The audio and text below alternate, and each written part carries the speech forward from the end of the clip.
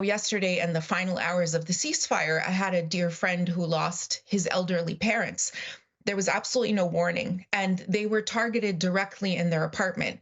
And based on essentially, I suppose, erroneous AI information. And this is something that has happened to countless families over the course of these last 14 months.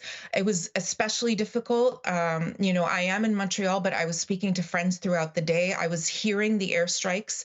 People were terrified. People were running on foot. There was absolutely no safe place to hide. It was truly like, at 24 hours that were just condensed horror. And it is absolute terrorism. It is barbarism. I don't have any other words to describe it. And so there's a lot of relief now as we go into the ceasefire. At the same time, there's a lot of apprehension because we're not sure how long it's going to last. It feels like a very fragile truce, essentially.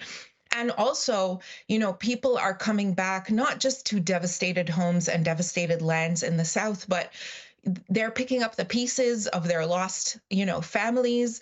There are a lot of people now who are going to be able to have funerals that they weren't able to have, memorials that they weren't able to have. The grieving process begins now, not just for the country at large, but specifically for so many families who have lost their loved ones, including up until these final 24 hours. So yes, there is relief, but there's also a lot of apprehension and just an incredible amount of grief.